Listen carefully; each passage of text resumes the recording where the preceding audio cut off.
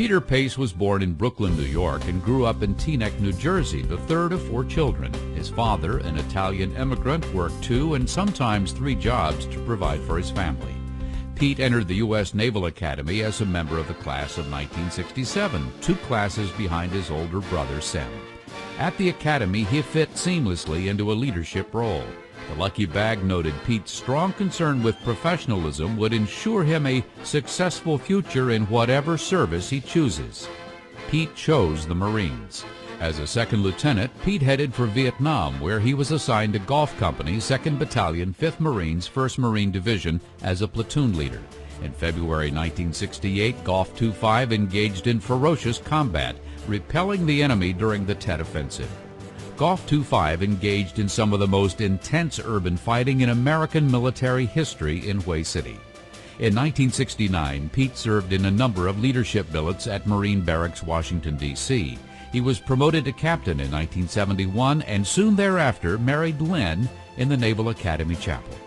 Pete earned a master's degree in 1972 and attended the Marine Corps Command and Staff College in Quantico.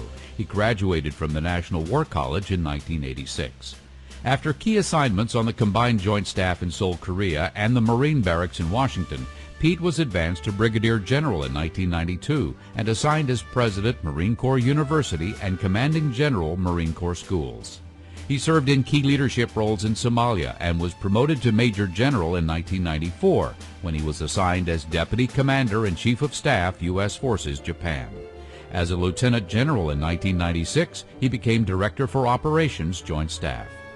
After serving as Commander, U.S. Marine Corps Forces, Atlantic Europe South, he was promoted to the rank of General in 2000, becoming Commander-in-Chief, U.S. Southern Command.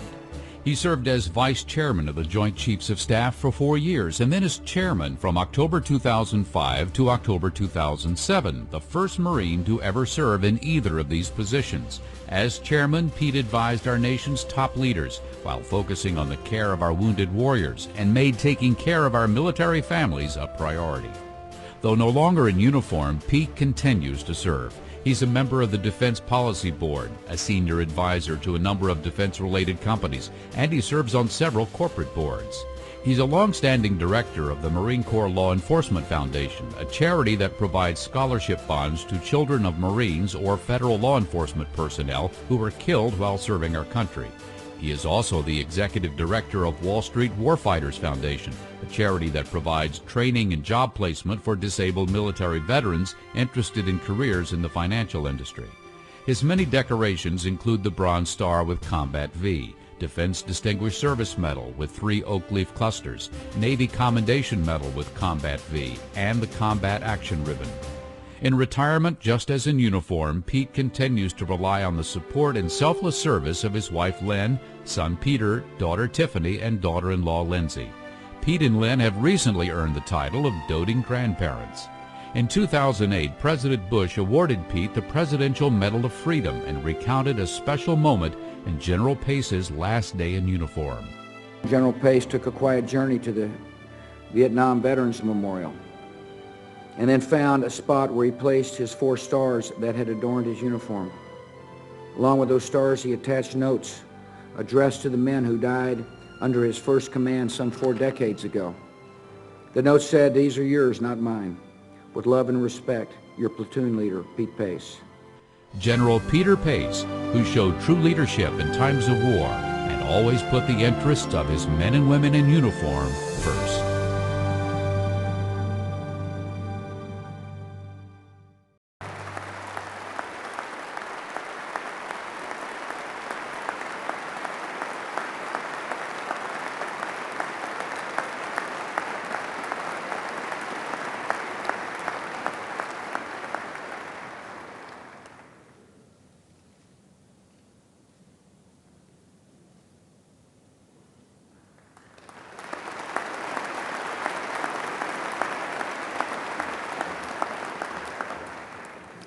Admiral Fowler, Admiral Trost, this incredible brigade of midshipmen. Before I start my comments, I too would like to recognize my classmates, the class of 1967. To those of you who were able to make it, please stand up.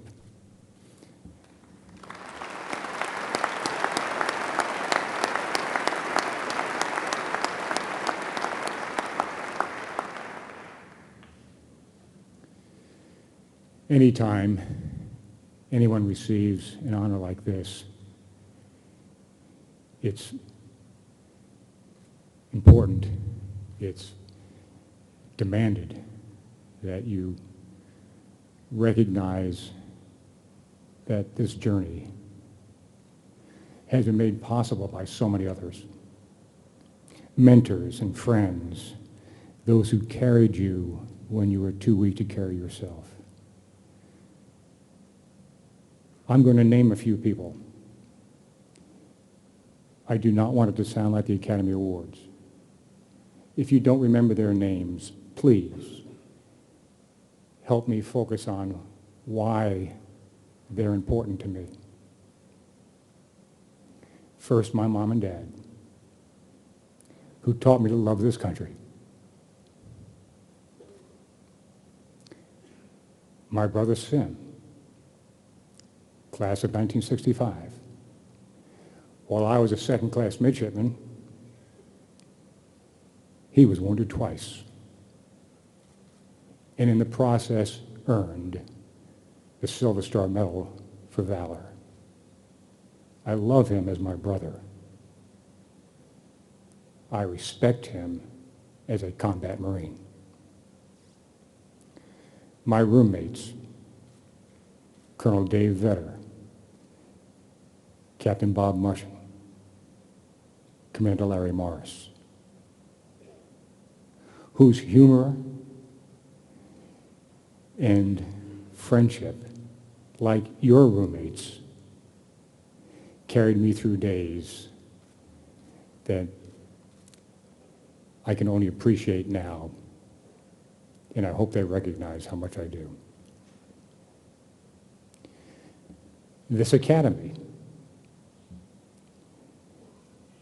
for what it taught me about myself, for the opportunities it gave me. And I think perhaps the thing I remember most about my days at the academy was what I realized in my first class year, which was that I had not taken advantage of what the academy had offered me.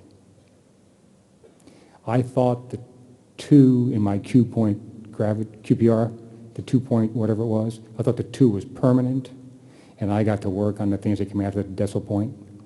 Nobody told me you could get a 3 or a 4. But in my first class year, I realized I had not done as well as I should have here.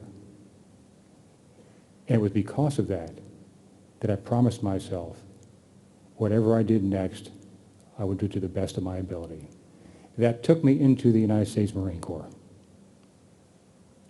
A corps that every day made me want to be as good as I could, that I might somehow be worthy of the title United States Marine.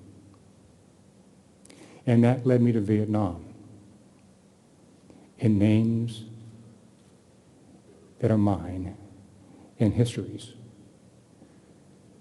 Lance Corporal Guido Farinero from Bethpage, New York, 19-year-old, the first Marine I lost in combat. Unfortunately, he was followed by Lance Corporal Chubby Hale, Lance Corporal Whitey Travers, Corporal Mike Witt, Staff Sergeant Freddie Williams, Lance Corporal Joe Arnold, Lance Corporal John Miller.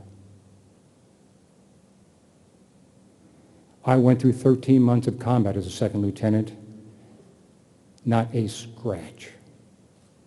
158 Marines in my company went into Hue City. 155 were killed or wounded. I owe to those Marines that I named, who in following Second Lieutenant Peter Pace in combat sacrificed their lives for our country. I owe them more than I can ever repay. And this honor today makes me feel good because, at least to this point in my life, I have tried to serve our country in a way that pays respect to the lives that were given so freely for us. One of the pictures that flashed by quickly was a picture of me in Vietnam talking with a young man with a mustache. That was Sergeant Reed B. Zachary, now a retired Sergeant Major in the Marine Corps, but at that time an E5 Sergeant, same age as I was, about 22. He was on his second tour. Every single time, from second lieutenant to four-star general, I have been blessed with an incredible senior enlisted advisor. It started with Sergeant Zachary in Vietnam. It ended with Command Sergeant Major Joe Gainey, United States Army, as chairman of the Joint Chiefs of Staff. They whispered in my ear when I needed whispered. And they looked me in the eye and told me what I needed to know. And I am eternally grateful to the senior enlisted advisors who kept me on the path that they knew was the right path. Like all of us, our families are important. Mine, of course, to me is special. My wife, Lynn, who I met here as a mid, our son, Peter, his wife, Lindsay, and their daughter, Lyndon, our daughter, Tiffany, to me are unique. But that's not what I would ask you to focus on. What they are is typical of the incredible families that serve our nation. They sit back and pray when we deploy. They, like days today, sit and watch us receive awards and pretend they had nothing to do with it. I guarantee you that the families of our servicemen and women on active duty today have and are serving this nation as well as anyone who has ever had the privilege of wearing the uniform. Lastly, to this incredible brigade of midshipmen.